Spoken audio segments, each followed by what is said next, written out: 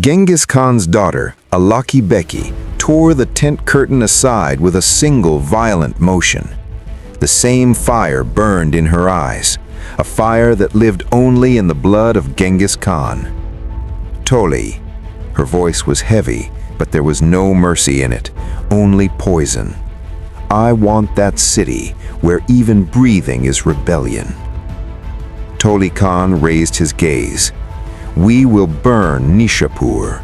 No one will survive. Alai Beki stepped forward abruptly. Her fist clenched, her voice rose. No, Tului. This was not an order, it was a scream.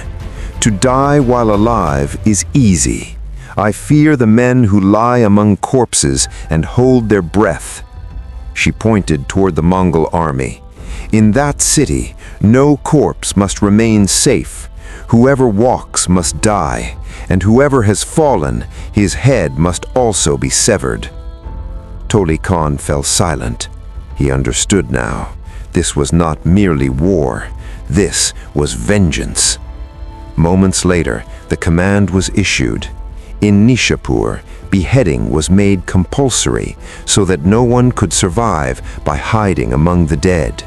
And then, Genghis Khan's daughter, Alai Beki, descended herself into the massacre with 10,000 soldiers, where swords were not cutting bodies, but erasing generations. The magnificent Khwarezmian Empire was not merely an expanse of land, it was a state built upon layered defenses. It had three formidable lines of protection.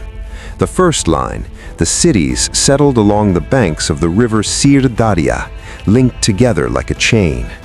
The second line, the densely populated and wealthy cities of Transoxiana along the river Amu, Samarkand, Bukhara, cities regarded as symbols of knowledge, wealth, and power. But even within the lifetime of Al-Din Muhammad Khwarezm Shah, the Mongol storm had reduced both of these defenses to walls of sand. Now remained the third and final defensive ring, the heavily fortified cities west and south of the Amu River, guarded by Iranian and Afghan warrior tribes who knew the sword and knew how to face death eye to eye. At that time, Genghis Khan was stationed in Samarkand. From there, he decided that the empire would no longer be crushed at once, but torn apart from multiple directions. The army was divided into several columns, each ordered to advance by a different route. The Mongol force marching toward Khorasan was placed under the command of Genghis Khan's son-in-law, Qfchar Noyan. Its vanguard was led by a fierce and battle-hardened commander, Pil Gush. This unit crossed the Amu River and advanced toward Nasa. Nasa, a city whose ruler, Ikhtiar al-Din, had passed away, leaving governance in the hands of his cousin, Nasrat al-Din, Hamza bin Muhammad. Nasrat al-Din was not merely a ruler, he was among the chosen and tested loyalists of Sultan Jalal al-Din. He strengthened the city's fortifications, sealed the gates like iron, and openly declared that Nasa would not bow its head. As soon as the Mongol army surrounded the city, the people of Nasa responded not with silence, but with fierce resistance. Every assault was repelled, every charge crashed against the walls and returned defeated. In a powerful counterattack, the Mongol commander Pil Gush himself was slain. For 13 days, the brave people of Nasa kept the Mongols away from the walls, but on the 14th day, destiny prevailed. Leaving corpses at every step, the Mongols somehow forced their way into the city. After such fierce resistance, they were driven mad with rage. The population was gathered in one place and ordered to bind one another together. Had the people scattered and fled toward the mountains, which lay very close, most could have survived, but fear shackled their feet. Once they were bound together, the Mongols began raining arrows upon them. Here, 70,000 people were martyred. It was in Nasa that one of the greatest advisors of the Khwarezmian court, the renowned Islamic scholar Allama Shahabuddin Khiyufi, had taken refuge along with his son, Sheikh Taj al-Din. They were captured, their hands tied behind their backs, and presented before Qfchar Noyan. Several mounds of gold looted from the city were melted and poured over their bodies. Thus, these embodiments of knowledge and virtue were martyred through the most brutal torment, turned into a spectacle of cruelty. Genghis Khan was not watching the movements of Sultan Jalal al-Din in silence. He was watching them with deep anxiety. Wherever the Sultan set foot, the atmosphere began to shift against the Mongols. Smoldering flames buried in people's hearts would ignite at the very mention of his name. And Genghis Khan did not believe in giving his enemy time to breathe. He dispatched Tului Khan with a massive army towards northern Iran and Khurasan, towards those cities from whose outskirts continuous reports were arriving of Sultan Jalal al-Din's movements. These were the very cities that Subutai and Qfchar Noyan had passed by without destroying. Now the objective was singular: to crush Sultan Jalal al-Din's power and to reduce those cities completely to dust. At the same time, Genghis Khan immediately sent 10,000 seasoned troops under the command of his son-in-law, Qfchar Noyan, towards Nishapur. That same Nishapur, where Sultan Jalal al-Din had stayed for a month and poured the heat of freedom into the people's blood. Though the Sultan had departed from Nishapur, his supporters were still present in the city, and this alone made Genghis Khan sense an immediate danger. But even before Qfchar Noyan set out, the revolution had already been born in Khurasan, one whose very imagination made the Mongols tremble. Inspired by the Sultan's call for freedom, a group of brave fighters in Tus raised the banner of jihad. They beheaded the Mongol governor and sent the severed head to those notables of Nishapur who were allied with the Mongols. The warriors of Tus shamed the people of Nishapur, calling upon them not to bow their heads before the Mongols, but to lower their swords instead. Their call shook the Muslims of Nishapur awake. They too killed the Mongol officer appointed to oversee the city. This was the uprising that threw Genghis Khan into deep unrest. In this state of agitation, he immediately sent Qfchar Noyan towards Khurasan. Qfchar Noyan struck Nishapur before Tus. In Ramadan 617 AH, or November 1220 CE, the city was placed under siege and relentless, ferocious assaults began. But the people of Nishapur did not panic. They were ready to fight. They delivered such a crushing response that the Mongols were left reeling. On the third day, in a precise and powerful attack by the Mujahideen, Qfchar Noyan himself was struck down by arrows. The Mongol army retreated. The retreating force split into two columns and descended upon Tus and Sabzawar. After capturing Tus, a tale of repression was written that is difficult to contain in words. Mass slaughter without restraint, plunder of wealth and possessions, and in the search for hidden treasures and hoards, even graves were not spared.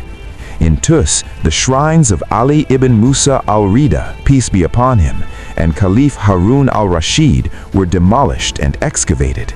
At last, the city was set ablaze. Once thriving Tus was reduced to ashes. The fate of Sabzawar was no different. Here too, the number of martyrs is said to have reached nearly 70,000.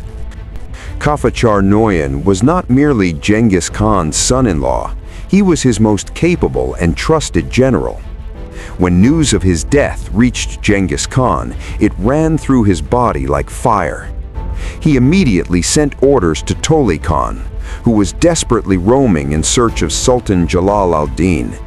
Turn toward Nishapur, put its entire population to death, and raze the city's walls and structures so completely that the land may be plowed and cultivated. Meanwhile, spring was at its peak. The surroundings of Nishapur were draped in green. Gardens and orchards were fragrant with blossoms. Into this season of life arrived Tului Khan, burning with the fire of vengeance, leading a massive army to the very walls of the city. With him were 3,000 giant crossbows, enormous bow launchers operated by several men together, whose range stretched to the far horizon. 200 catapults had been installed around the city. For stone bombardment, so many rocks were gathered several miles away that even by the end of the war, not a tenth of them was used. And to operate the incendiary devices, a special corps of 1,700 men stood fully prepared. On 12 Safar 618 AH, 7 April 1221 CE, that very day, Tului Khan unleashed his enraged beast-like army in a full-scale assault.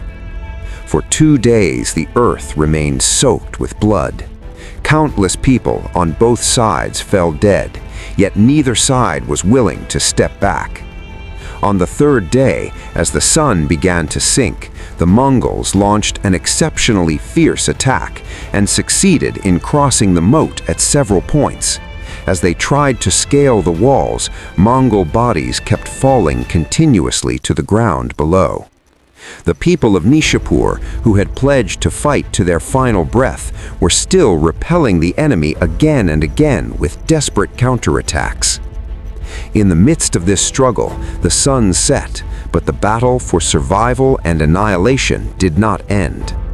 When night fell, hundreds of Mongols who had been cut off near the walls took advantage of the darkness, slipped into the city, and after fierce fighting, managed to open the gates.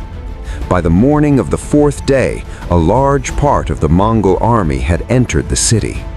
The people of Nishapur, indifferent now to life and death, fought hand to hand, but the attackers were more numerous than a swarm of locusts. One particular rule was strictly observed during this massacre. Every person was to be beheaded. Historians write that after the massacre of Merv, the Mongols discovered that many people had survived by pretending to be dead and hiding among corpses, later escaping toward other Islamic cities. For this reason, in Nishapur, beheading was deemed mandatory, so that no one could survive by lying among the dead. Genghis Khan's ferocious daughter, Qfchar's wife, personally took part in this massacre with 10,000 soldiers.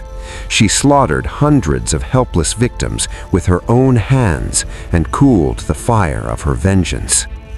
On the fourth day after the fall of Nishapur, by Genghis Khan's command, Tului Khan ordered all buildings to be demolished and leveled to the ground.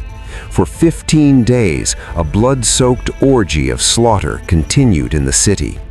Finally, the entire population of Nishapur was erased from the face of existence. Such was the fury and rage that the Mongols did not even spare the city's dogs and cats. Tului Khan truly devastated Nishapur so completely that the land was left fit for nothing but plowing and the sowing of grain. The governor of Nishapur, Mujir al-Malik, went into hiding somewhere after the city fell, but the Mongols were beasts who could scent their prey. At last he was captured and put to death. The number of martyrs in Nishapur is said to have exceeded 1.5 million. Merchants from various cities of the east were also present in Nishapur. After a siege lasting 24 days, the city was conquered, its population slaughtered, and the city burned and demolished so completely that it seemed as if no settlement had ever existed there at all. Nishapur was erased. Neither the city remained nor its people.